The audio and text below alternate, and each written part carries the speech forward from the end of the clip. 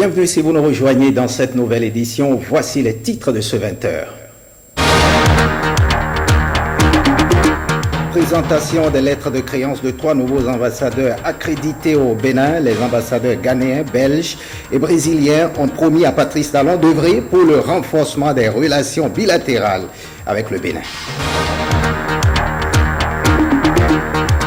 Les centrales syndicales critiquent la gestion de certaines sociétés d'État. Elles sont montées au créneau cet après-midi pour dénoncer ce qu'elles appellent mauvaise gestion.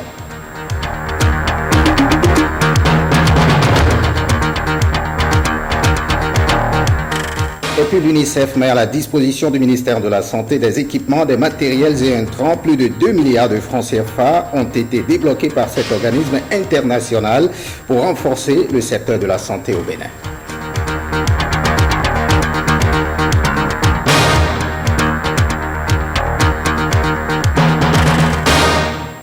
À nouveau, bonsoir, bienvenue si vous nous rejoignez. On prend la direction de la Marina où 3 nouveaux ambassadeurs accrédités au Bénin ont présenté leur lettre de créance au chef de l'État. C'était au cours d'une cérémonie solennelle qui s'est déroulée ce mardi au palais de la Marina à Cotonou à l'issue de la remise de leur lettre de créance au président Patrice Talon. Les ambassadeurs ghanéens, belges et brésiliens ont promis d'œuvrer pour une consolidation des relations bilatérales avec le Bénin. Plus de détails avec Renaud Acapo. Luis Ivaldo Santos est le tout nouvel ambassadeur du Brésil près le Bénin. À son arrivée au palais de la Marina, le diplomate brésilien a été accueilli au son de la fanfare de la garde d'honneur.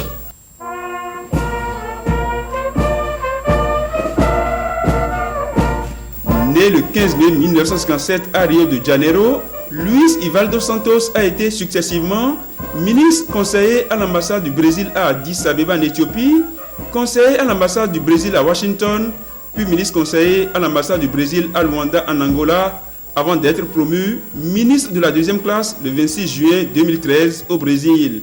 Aujourd'hui, ambassadeur extraordinaire et plénipotentiaire de la République fédérative du Brésil près le Bénin, Luis Ivaldo Santos entend œuvrer pour une consolidation des liens séculaires et historiques entre les deux peuples. Nous avons un cadre d'activité de coopération bilatérale dans le domaine de la santé, de l'éducation, du patrimoine intellectuel, de la gestion portuaire, aussi que dans le cadre multilatéral dans le domaine de la cotoniculture. Et je veux tout faire pour développer cet acquis. Âgé de 71 ans, Kosivi Degbo Ezigolo veut bien mettre ses expériences au service des relations bilatérales entre le Ghana et le Bénin. Reçu avec les honneurs au palais de la Marina, le diplomate ghanéen a présenté ses lettres de créance au président de la République. Ghana and Benin has been in good relations for a very long time. Le Ghana et le Bénin entretiennent depuis très longtemps de très bonnes relations de coopération et d'amitié.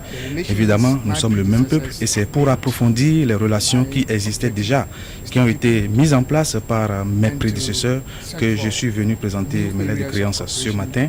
J'avoue que de nouveaux domaines de coopération seront définis, seront améliorés à travers les rencontres périodiques qui se tiennent à travers la grande commission mixte de coopération. C'est sur les airs des 2 hymnes nationaux, la Brabançonne et l'Aube Nouvelle, que Stéphane de Loucker a été accueilli au palais de la Marina. Le nouvel ambassadeur de Belgique accrédité au Bénin a lui aussi remis ses lettres de créance suivant les usages protocolaires. Sa Majesté le roi Philippe, roi des Belges, m'accrédite en tant qu'ambassadeur extraordinaire et plénipotentiaire du Royaume de Belgique. Outre la coopération militaire, le développement rural et le secteur de la santé, Stéphane de Loucker entend suivre l'agenda du chef de l'État dans la lutte contre l'impunité. Les accents particuliers, en fait, reflètent l'agenda du président Talon que je viens de rencontrer et avec qui nous en avons parlé, bien entendu, dans l'accent qu'il souhaite mettre dans sa magistrature à la lutte contre l'impunité, la bonne gouvernance, une justice indépendante, la fin du népotisme, ce genre de priorité-là. Nous n'allons pas nous dégager, bien entendu, des secteurs dans lesquels nous coopérons déjà, en coopération, bien entendu, avec nos collègues de l'Union européenne. Âgé de 56 ans, Stéphane Delouqueur est marié et père de 2 enfants. Il occupe son nouveau poste d'ambassadeur du Royaume de Belgique près le Bénin, avec résidence à Abuja, au Nigeria.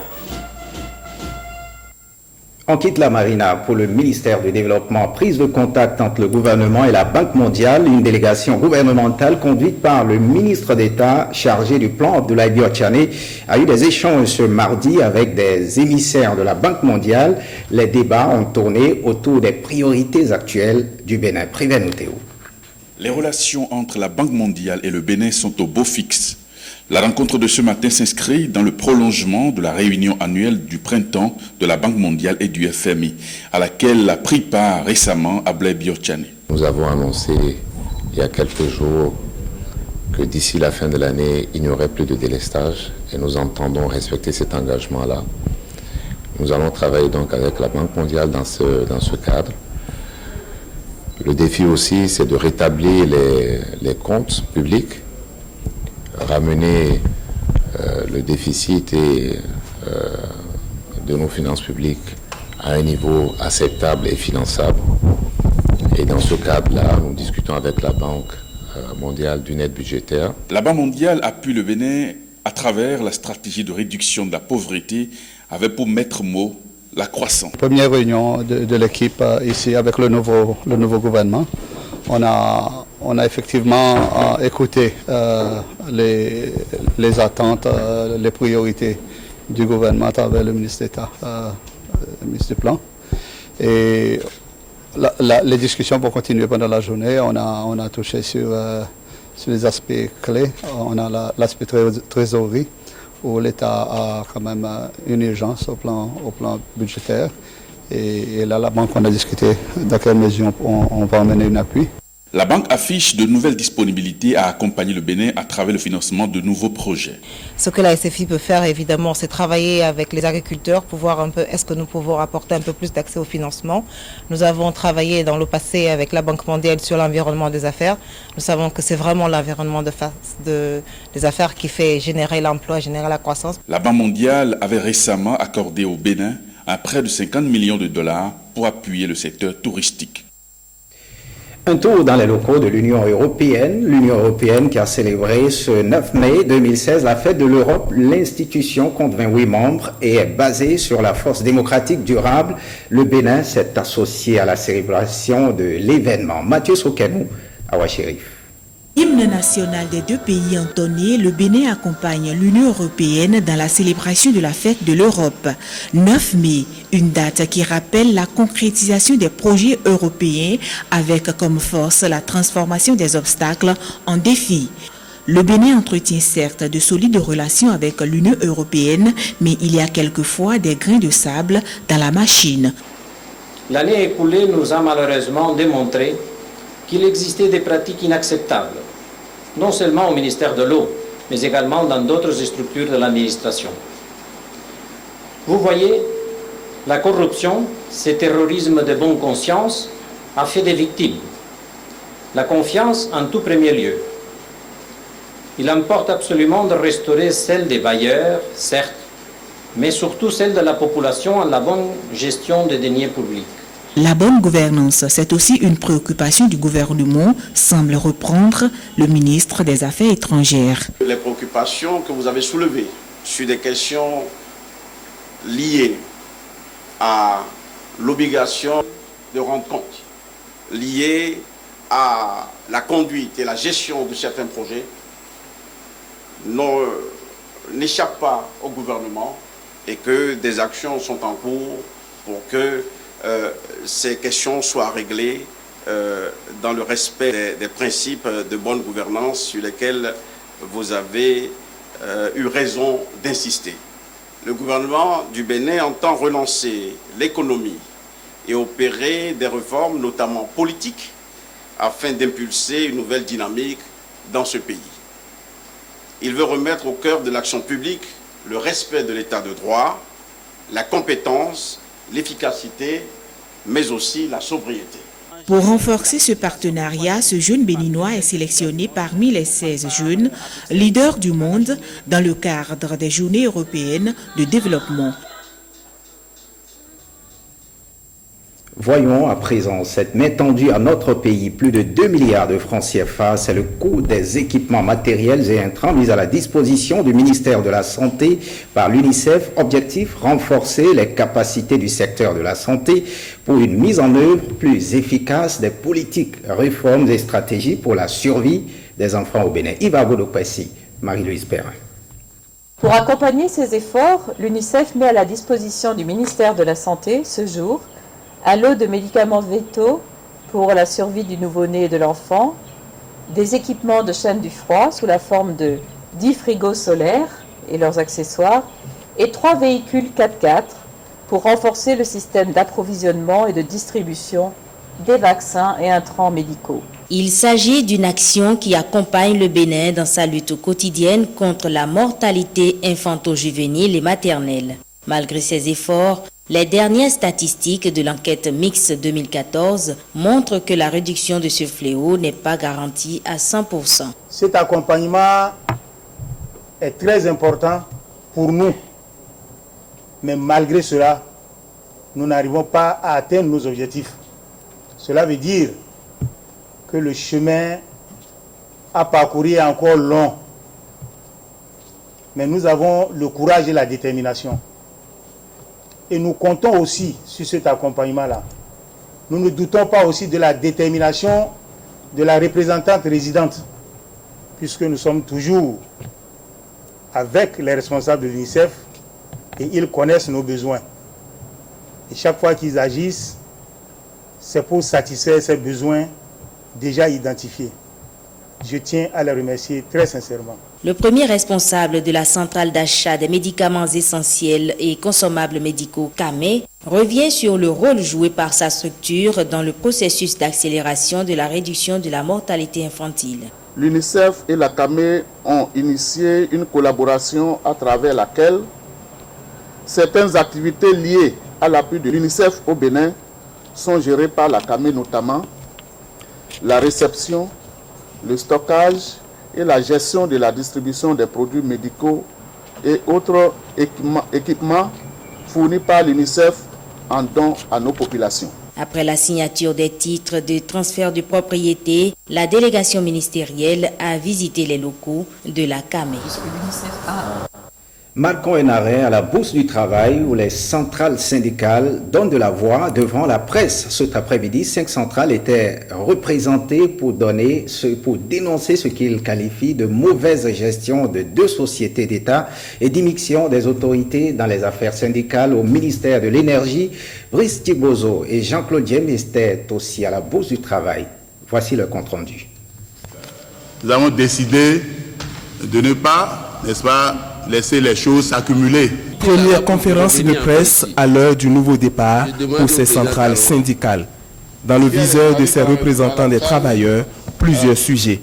Le premier, la gestion de la Sonacop. La Sonacop, depuis un moment, se porte très mal. Et on a constaté que les directeurs qui sont suivis ont plongé la Sonacop dans un état d'agonie. Nous avons des tickets prépayés. On n'a pas de l'essence dans les stations. On les a gardés par devant nous pendant longtemps. Et après, on nous dit, il faut ramener. Il y a 7 milliards de tickets présumés frauduleux, a-t-on dit. Mais depuis qu'on a remis ça, on attend le retour, on n'a pas le retour. Le jour où nous allons débarquer à la Sonacop, ce serait pour faire le compte. Ils doivent rendre compte au peuple, parce que ce n'est pas leur maison. Donc, le ministère de l'eau aussi. Donc, ce que nous avons fait ce soir, ce n'est pas limitatif. Autre société dont la gestion suscite la colère des centrales syndicales, la Poste du Bénin. En ce qui concerne la Poste, non, il y a problème. Hein? C'est-à-dire, voilà une société qui est même pratiquement morte. On a injecté les moyens dedans pour réveiller ça un peu. La société continue de faire comme ça. Le DG qui est là, qu'on soit responsable syndical ou pas, lui, si tu pipes un petit mot, 8 jours de mise à pied. Est-ce que c'est normal ça? Au ministère de l'Énergie, c'est plutôt la situation des syndicats qui retient l'attention des conférenciers. C'est l'immixtion des autorités du ministère de l'Énergie, de l'eau et des mines dans les problèmes des syndicats qui sont dans la maison. On ne peut pas comprendre que le secrétaire général de ce ministère use de son influence pour privilégier un syndicat au détriment d'un autre syndicat et se mêle, n'est-ce pas, de ce qui ne le regarde pas. Il y a les conventions qui sont ratifiées par le Bénin, les conventions 87, 98, et notre constitution autorise n'est-ce pas, l'association. D'autres actions sont prévues par les centrales après cette rencontre avec les hommes des médias. Voyons à présent l'actualité sur cette réforme. Encore des mécontentements au sujet de la commission, de la composition de la commission chargée des réformes. Cette fois-ci, ce sont les professionnels des médias du CNP et de l'UPMB qui disent être exclus de la commission. Ils l'ont fait savoir à travers un communiqué conjoint. Écoutez à ce propos le secrétaire général du CNP. En lendemain de cette installation, nous avons constaté avec un pincement au cœur que la presse est oubliée dans cette commission qui a été installée, qui doit travailler pour les réformes politiques et institutionnelles. Et cet oubli nous a beaucoup vraiment surpris et vient en ajouter à une série d'autres situations qui se posent et qui font que la presse est toujours marginalisée. Nous avons la commission de technique de l'analogie au numérique qui est installée depuis et qui compose une cinquantaine de membres. Dans cette commission, il n'y a que 2 représentants des associations professionnelles. Nous avons fait des protestations et on a promis des corrections. Cela n'est pas encore corrigé. Nous avons sur le tapis les conclusions des états généraux de la presse qui doivent aboutir à la mise en place d'un comité de suivi. Ces conclusions à ce jour ne sont pas du tout remis officiellement et viennent s'en ajouter aujourd'hui. Maintenant, la mise en place de la commission des réformes politiques au sein de laquelle la presse est largement oubliée. Nous avons été vraiment surpris et donc ça a suscité une réunion des associations professionnelles qui a accouché d'une déclaration pour attirer l'attention du chef de l'État. Les réformes qu'il est en train d'engager, que ces réformes pour leur succès prennent en compte les catégories socio-professionnelles qui seront concernées par ces réformes. C'est pour cela, nous, au niveau de la presse, nous demandons que le chef de l'État corrige le tir en faisant en sorte que ces aspirations de réformer la HAC, d'amener à ce que, au niveau des institutions de la République, la presse soit valablement représentée, que la presse soit là où les propositions doivent se faire. Et cette interrogation, peut-on dire qu'il y a exclusion de certains corps de métier de la commission en question? Non, estime Urbain Amegbedji. Selon lui, plusieurs mécanismes permettront de prendre en compte les propositions extérieures à la commission. On l'écoute. Il y a des corporations qui se lèvent contre la commission au motif qu'ils ne sont pas représentés dans la commission. À mon avis, à mon humble avis, toutes les corporations ne peuvent pas être représentées dans la commission. Et lorsque l'on comprend le processus de validation d'une constitution, on peut se dire qu'il n'y a pas matière à polémique. Parce qu'au fond, la constitution est la constitution du peuple. La commission ne fait que des propositions. Et ces propositions seront étudiées à l'Assemblée nationale, seront discutées au sein du peuple et finalement subiront le référendum. Dans ce processus, il ne me semble pas qu'on puisse parler à l'étape actuelle d'exclusion. Le président a décidé de faire une commission de 30 membres. Toutes les corporations n'ont pas pu être représentées et il ne pouvait en être autrement. Toutes les corporations ne peuvent pas être membres. Mais à mon avis, la commission travaille de façon participative de manière à ce que les desiderata de tout le peuple puissent être pris en compte et que finalement au travers du vote de l'Assemblée nationale, des débats qu'il y aura à l'Assemblée nationale, des débats qu'il y aura au sein du peuple et du référendum, nous puissions chaque citoyen se prononcer là-dessus. De ce point de vue-là, il me semble que il y a comme une sorte d'impatience de la part des corporations parce qu'on pense que si l'on n'est pas dedans, on ne sera pas pris en compte. Il n'en est rien. Il n'en est rien. La commission ne va pas travailler en vase clos. Elle va travailler elle va écouter tout le monde, elle va travailler de façon participative et dans ce processus qui va jusqu'au référendum, chacun trouvera son compte. Nous avons eu une constitution, nous l'avons expérimentée pendant 25 ans, nous y avons découvert des failles. Il faut corriger ces failles-là pour nous permettre d'aller dans un nouveau départ, pour aller à la conquête du développement. C'est ce que j'attends de la Commission et je pense que si la Commission prend en compte toutes les propositions de tout le monde, il n'y aura aucun problème. Il y a des corps. Faisons un tour à présent à la HAC, la Haute Autorité de l'Audiovisuel et de la Communication. Le Bénin abrite les 12 et 13 mai prochains une réunion extraordinaire du comité d'orientation du RIAC, le réseau des instances africaines de régulation de la communication. L'organe panafricain est créé en 1998 et compte à ce jour 35 pays africains membres. Et c'est le Bénin qui assure de façon permanente le secrétariat exécutif. La rencontre annoncée va s'atteler à la préparation de la 8e conférence des présidents du RIAC prévue à Cotonou. Quelques extraits de la conférence de presse tenue à cet effet aujourd'hui, ce mardi donc au siège de la HAC, au micro de Ibrahim Lawani. Pour cette réunion du comité d'orientation, beaucoup d'instances se sont annoncées qui vont arriver, Centrafrique, Maroc, Burundi. Ça montre l'intérêt que ces instances portent d'abord aux objectifs du RIAC et ensuite, disons, à la manière dont le Bénin se manifeste dans la gestion quotidienne de l'instance.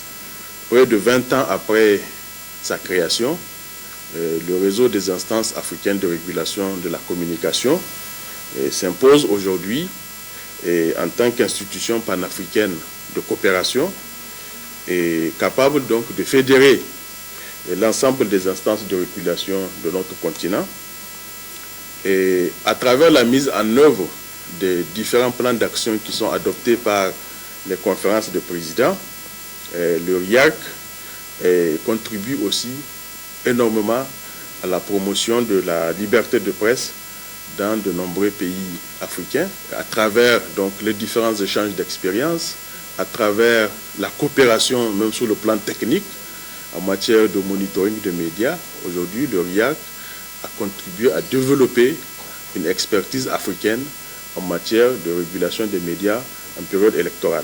Aujourd'hui, l'un des premiers défis, ou l'un des plus grands défis auxquels les instances africaines de régulation sont confrontées, c'est la régulation des médias en ligne.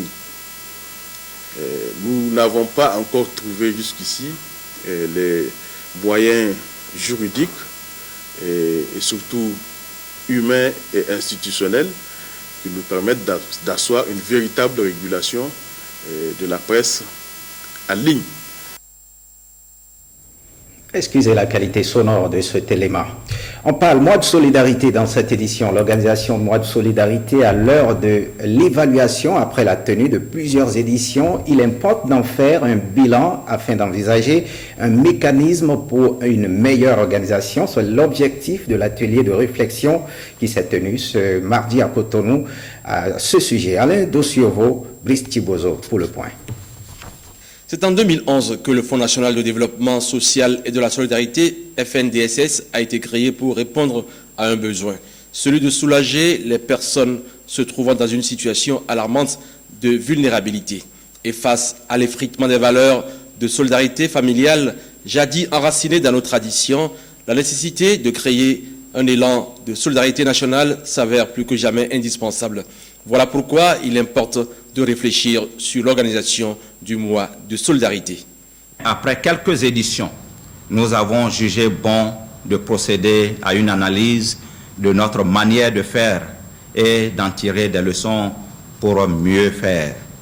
Qu'est-ce que nous cherchons, qu'est-ce que nous attendons comme comportement, comme attitude de nos citoyens vis-à-vis des autres?